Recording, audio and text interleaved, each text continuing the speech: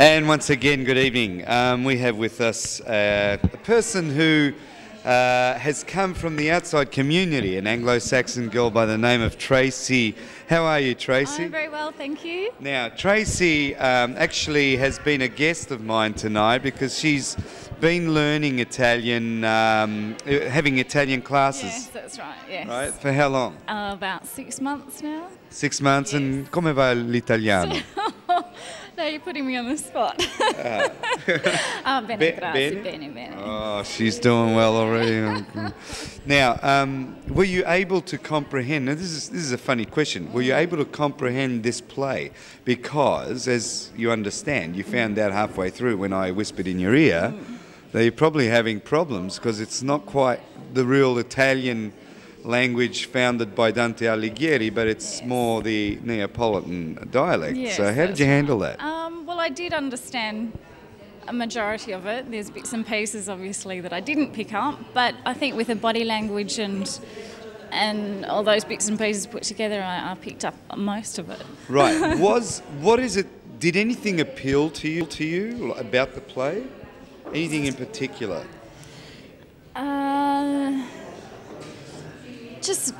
Just generally the people and the passion and the way they came across to the audience, and it was just lovely to have that interaction and see. I guess a live play is always a wonderful thing to go and see as well. That you just hit something on the nail there, because it is true. There's one thing that you don't really get in Anglo-Saxon audience reaction. They don't talk. I mean, there's so much silence in an audience.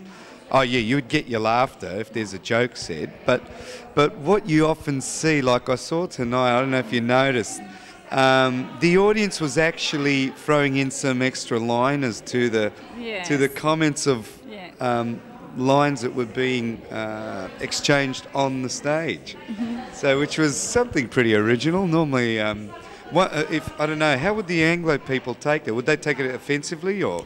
I think it'd be unexpected. We normally just sit there and just don't say very much. Laugh the occasional laughter, and that's about it. We're pretty quiet generally. Yeah. But it's a well-known thing. It's part of Italian historical behaviour. You know,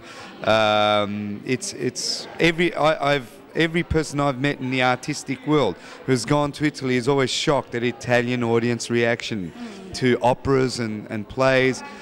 Like, for instance, in an opera, it's like going to a bull ring. You know, there's booing and there's cheering and jeering and there's whistling, and it's like, and people throwing comments while someone's in the middle of their aria, and the same thing in the drama scene. So, and I think that's why it's wonderful, because you get that interaction as a part of the audience as well. You're not just sitting there and just watching something. You also feel as if you can participate. Yeah. I think it's wonderful. Do you think it had much spectacle, this play? Like, good to look at? Yeah, it was great. Really good. Like the really gesticulations. Wonderful. Yes. Yeah, Well, typically Italian. Typically Italian, I'm just going to say, of course.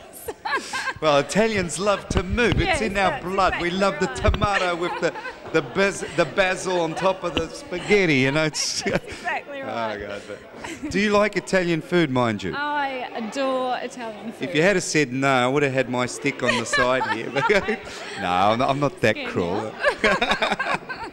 But anyhow, Tracy, thank you very much. It really has been a pleasure, and I hope to once again see you back at the next Italian drama production, Yes, maybe with a bunch of friends.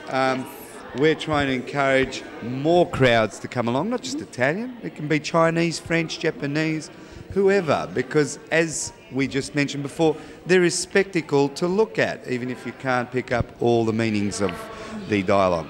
All right? So thank you very much once again on behalf of Channel 31 and the Italian Drama Company for coming tonight. Thank you. All right? God bless. I've just been ordered not to embarrass Cynthia, who I have sitting with me in this armchair. Have you ever been interviewed before on TV, Cynthia? No, I haven't. You haven't, so, okay. I've got to be on my best behaviour, unfortunately. No, but Cynthia is the set designer of this production of Filumena Marturano. Cynthia, well done. I mean, I've noticed that over the past 2 years of productions, things have been getting really good in the set designing, and it's a privilege, and once again, to have someone of background who's able to really conjure up a really nice set. How did you come about it?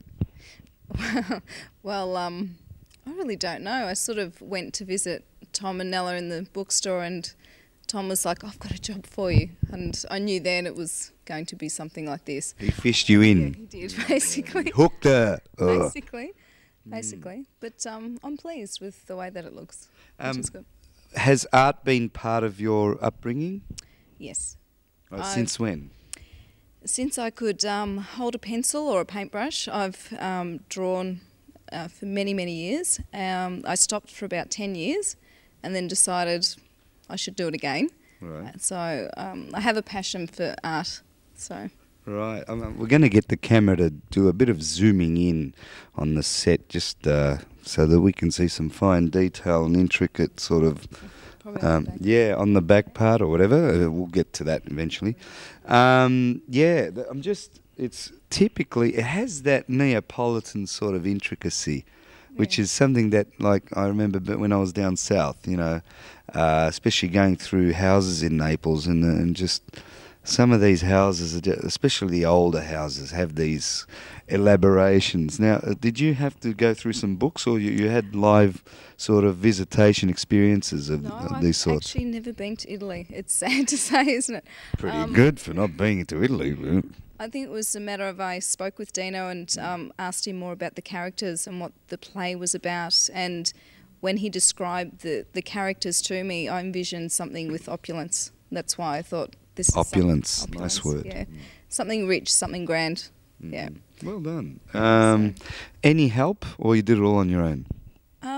Nella helped me do the wallpapering, but the painting I did. Oh, okay. Yeah. All right. Well, all I can say, Cynthia, I hope to see more of your crafty work in the next future productions that the Italian Drama Company is going to offer to the Melbourne Society. Once again, thank you very much, and it's been a pleasure talking with you. Thank you. Bye then. This program proudly sponsored by Insegna International Languages Bookshop.